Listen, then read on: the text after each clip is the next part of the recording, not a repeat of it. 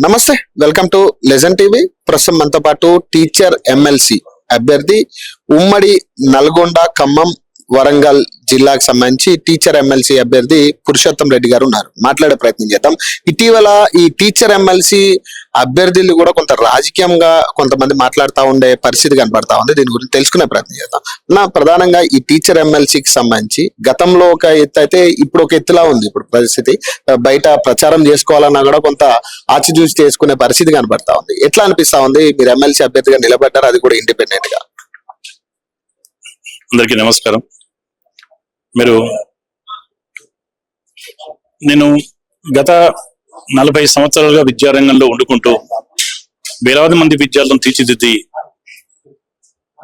ఆ సమయంలో ఇంకా కూడా ఏంటంటే ఎక్కడో ఇంకా పటిష్టమైనటువంటి విద్యా వ్యవస్థలో కొన్ని టీచర్ హ్యాపీగా లేకపోవడం వల్ల, అటువంటి ఎన్వాల్వ్మెంట్స్ లేకపోవడం వల్ల కొన్ని ఇబ్బందులు ఎదుర్కొన్న పరిస్థితులు ఉన్నాయని చెప్పి కంప్లీట్గా నేను ఉపాధ్యాయ సేవే ముఖ్యంగా దాన్ని ఒక ఉపాధ్యాయులు కనుక పటిష్టంగా వాళ్ళ సంబంధించిన సమస్యలు మొత్తం కూడా పరిష్కరించినప్పుడు మిగతా అన్ని కూడా ఆటోమేటిక్ గా సాల్వ్ అవుతాయని చెప్పేసి ఆ నమ్మకంతో దీనిలోకి వచ్చాను.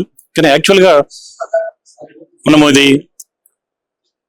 కంప్లీట్ ఏంటంటే ఈ పెద్దల సభ, ఈ ఎమ్మెల్సీ దీనికి సంబంధించింది గౌరవంగా ఉండే సభ దీని కానీ కొన్ని ఈ రాజకీయ పార్టీలు వీటికి పొలిటికల్ పార్టీస్ ఇన్వాల్వ్ కావడం అనేది ఇది దురదృష్టకరం యాక్చువల్ గా. ఎందుకంటే ఒక పార్టీ ఒక క్యాండిడేట్ అభ్యర్థిని నిలబెట్టినప్పుడు, సపోర్ట్ చేసినప్పుడు, రేపు ఈ టీచర్ల యొక్క ఎజెండాను, టీచర్ల యొక్క సమస్యలను ఏ విధంగా ఆ పార్టీ దగ్గరికి పోయి ఆ పార్టీ గెలిచిన పార్టీ దగ్గర పడగలుగుతారు. కామన్ ఏంటంటే ఇది అంటే వాళ్ళు స్వతంత్రంగా నిర్ణయం తీసుకోలేకపోతారు.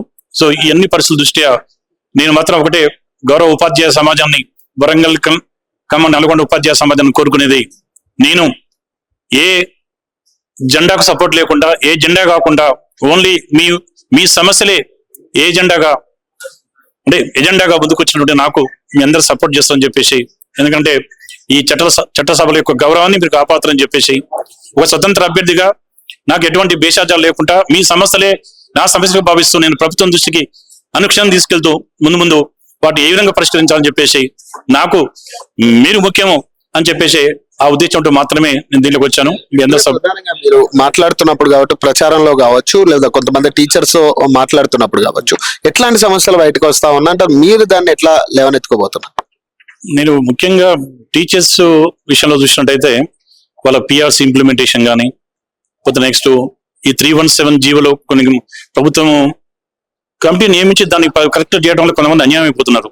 సో వాళ్ళ సమస్యల వల్ల అవుతుంది. ఇటువంటి వాళ్ళు ఏంటంటే వాళ్ళు డెప్త్ గా అంటే పరిపూర్ణంగా అది సమాజం అంటే విద్యార్థులు సేవ చేయలేకపోతున్నారు. అదేవిధంగా వాళ్ళకి ఈ కొన్ని మెడికల్ బిల్స్ సపోర్ట్ లేకపోవడం అవుతుంది.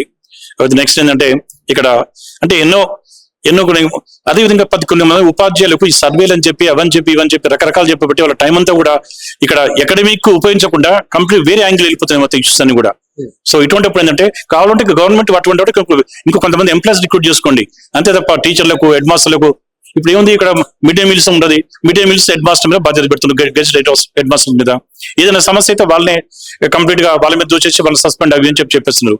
ఇప్పుడు ఎక్కడ హెడ్ మాస్టర్ అకాడమిక్ ఎప్పుడు చూసుకుంటారు, టీచర్ల సమస్యలు ఇప్పుడు ఇవన్నీ అంటే టోటల్ గా ఎక్కడో సిస్టమ్ లో మాత్రం విద్యా వ్యవస్థలో ఒక పటిష్టమైన అంటే ప్రణాళిక, ఒక లోపం మాత్రం స్పష్టంగా కనిపిస్తుంది.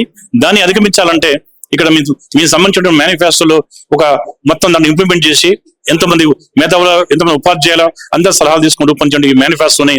దానికి మొత్తం వచ్చే 6 నెలల్లో నీ ఏ విధంగా చేస్తామని చెప్పి మేనిఫెస్టో చెప్తుంది. ఇప్పటి వరకు టీచర్ ఎలక్షన్స్ లో ఎప్పుడు కూడా కొంత మేనిఫెస్టో రూపంలో బయటకు వచ్చిన వాళ్ళు ఎప్పుడూ లేరు. అంటే టీచర్ ఎమ్మెల్సీకి సంబంధించి అభ్యర్థులకు సంబంధించి మీరు మేనిఫెస్టో ప్రవేశపెడతా ఉన్నారు ముందుగా. మరి దీనికి సంబంధించి ఇది నెరవేర్చే పరిస్థితి కనపడుతుందా? ఎందుకంటే రానున్న రోజుల్లో ఒకవేళ నిజంగా ఎమ్మెల్సీ అభ్యర్థిగా గెలిస్తే మీరు ఖచ్చితంగా రాజకీయ రూపం ఉంటుంది. ఖచ్చితంగా ఇక్కడ ఏదైతే పార్టీ కావచ్చు లేదా కాంగ్రెస్ పార్టీ కావచ్చు, వాళ్ళ ఇన్ఫ్లుయెన్స్ ఉంటుంది ఖచ్చితంగా. మరి ఈ మేనిఫెస్టో అనేది చేయగలరు అంటారా?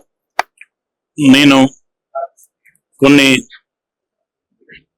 నియమాలకు పద్ధతి కట్టుబడిన వ్యక్తిని, అందుకే దీనిలో వచ్చే ముందు ఈ సేవ చేద్దామని ఉద్దేశంతో వచ్చినప్పుడు మొత్తం భారతదేశంలో ఏ ఉపాధ్యాయ ఎమ్మెల్సీ కూడా అసలు యాక్చువల్గా ఏంటంటే మీరు నా నామినేషన్ అఫిడవిట్ చూసినట్టయితే మీకే అర్థమవుద్ది. ఎందుకంటే నేను 40 ఏళ్ళు విద్యారంగంలో ఇంత సేవ చేసి ఇన్ని చేసి కూడా ఏ మాత్రం కూడా నేనంటే ఇక్కడ చేసిన రిటర్న్స్ మొత్తం కూడా సమాజానికి ఇచ్చేసి దీనిలోకి వచ్చాను. అదే ఆ మేనిఫెస్టో, ఆ అఫిడవిటే నేను ఏ విధంగా ముందు చేయబోతున్న సేవ, ఇంత స్వతంత్రంగా ప్రభుత్వంతో ఢీకొని ప్రభుత్వంతో పోరాడైనా సరే టీచర్ల సమస్యలు సాధిస్తా అని చెప్పేసి అదే మీకు మేనిఫెస్టో అఫిడవిటే ఎగ్జాంపుల్. దానికోసం ఈ మేనిఫెస్టోను తూచా తప్పకుండా ఎన్ని సమస్యలు ఎదురైనప్పటికీ ప్రభుత్వంతో పోరాడైనా సరే ఉపాధ్యాయులందరి సహకారంతో నేను వీటిని ముందు తీసుకెళ్ళాలని చెప్పి మీ ముందు గట్టిగా చెప్తున్నాను. Thank you.